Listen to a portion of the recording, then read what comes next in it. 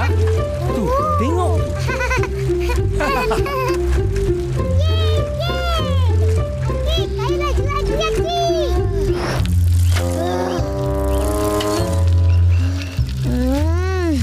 Bilalah nak sampai?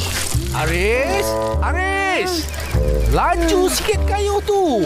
Tak sampai-sampai kita nanti.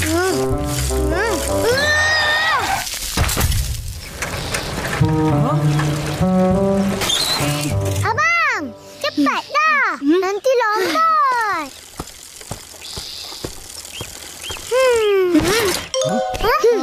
Ish, kau dah kenapa?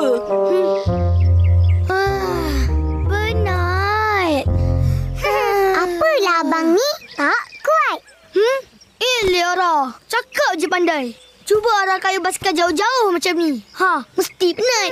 Arah kecil lagi. Tak boleh kayu. Aki, jauh lagi ke tempat tu.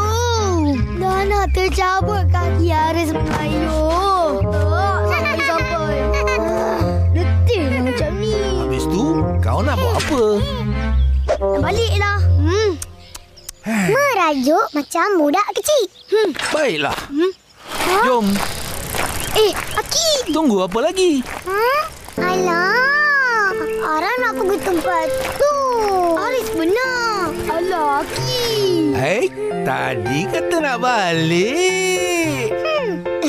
Kata je. Kalau macam tu, Aris kenalah sabar. Kayu sikit je lagi. Macam peribahasa tu. Di mana ada kemahuan, di situ ada jalan. Baik, Aki.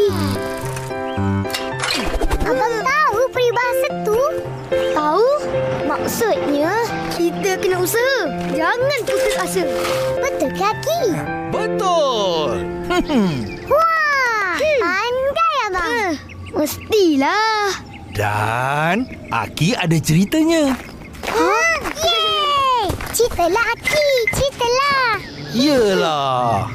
Pada zaman dahulu,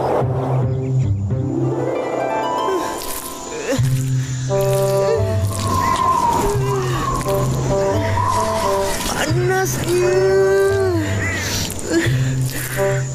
Kesian kulit aku. Semakin kena mereka.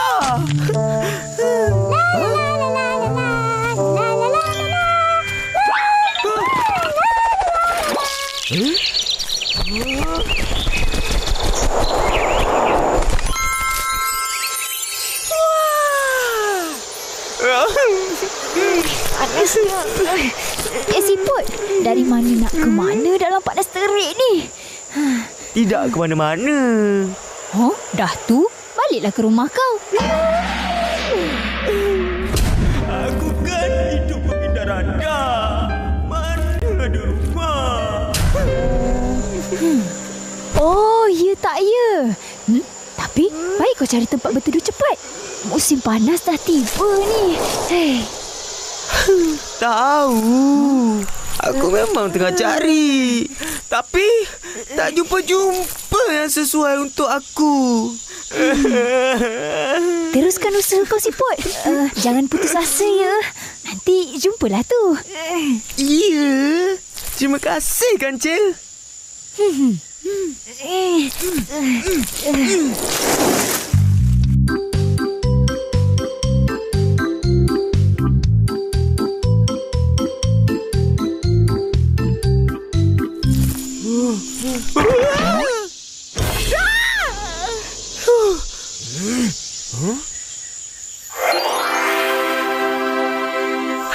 Mungkin sarang tu boleh jadi rumah aku.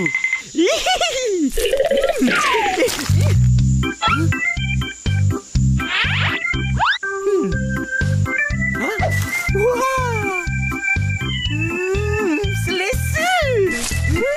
Yang penting aku dapat berlindung dari cahaya matahari yang terik.